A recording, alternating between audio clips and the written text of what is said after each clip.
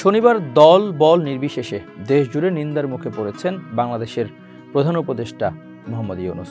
শহীদ বুদ্ধিজীবী স্মারকে জুতো পায়ে শ্রদ্ধা নিবেদন করেছেন তিনি। সেই ছবি ভাইরাল হতে দেশবাসীর তুমুল সমালোচনার মুখে পড়েছেন তিনি। শনিবার বাংলাদেশে শহীদ বুদ্ধিজীবী দিবস পালিত হয়েছে। 1971 সালের 14 ডিসেম্বর পাকিস্তানি সেনারা গোটা পূর্ব পাকিস্তান জুড়ে ইঞ্জিনিয়ার, লেখক, শিল্পী, অভিনেতা, বিশ্ববিদ্যালয়ের শিক্ষকদের উপর গণহত্যা চালায়।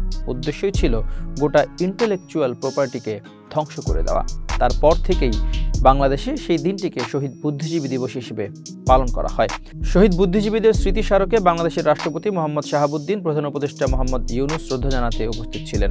বিতর্ক যেখানে বেঁধেছে তা হলো রাষ্ট্রপতির শহীদ বেদিতে খালি পায়ে ফুল মালা দিয়ে শ্রদ্ধা জানালেও ইউনূস এদিন জুতো পরে শ্রদ্ধা জানান, যা নিয়ে রীতিমতো চর্চা শুরু হয়েছে।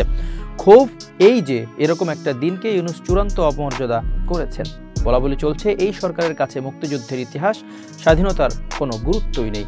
অনেকেই মনে করছে জয় বাংলা স্লোগান বাতিল, শেখ মুজিবের 7 মার্চের ভাষণ এবং 15 আগস্টের শোক দিবসের ছুটি বাতিল, সংবিধান থেকে ধর্মনিরপেক্ষতা শব্দ বাতিল করে দেওয়া ইত্যাদি এই সরকারের কাছে কোনো ব্যাপারই নয়। সোশ্যাল মিডিয়ায় লেখালেখি হচ্ছে শহীদ বুদ্ধিজীবীদের প্রতি মহামান্য রাষ্ট্রপতির খালি পায়ে শ্রদ্ধা জানানোর দৃশ্যটি জাতির প্রতি তার গভীর শ্রদ্ধা ও বিনম্রতা প্রকাশ করে। অন্যদিকে ডক্টর ইউনূসের জুতা পায়ে শ্রদ্ধা প্রদর্শন স্বাধীনতার চেতনার প্রতি তার অবজ্ঞতা ও অন্তর্নিহিত মানসিকতাকে স্পষ্ট করে। লেখা হচ্ছে এটি শুধুমাত্র আচরণের পার্থক্য নয়, বরং জাতীয় বীরদের প্রতি কার কতটুকু দায়বদ্ধতা আছে তা চোখে আঙুল দিয়ে দেখিয়ে দেয়। স্বাধীনতার চেতনা শুধু কথায় নয়, আচরণে প্রকাশ পায়। আরও এক আশ্চর্যজনক ঘটনা হলো ঢাকায় শহীদ বুদ্ধিজীবী সমাধিস্থলে দেশের প্রথম রাষ্ট্রপতি শেখ মুজিবুর রহমানের নাম লেখা ফলকটি ঢেকে দেওয়া হয়।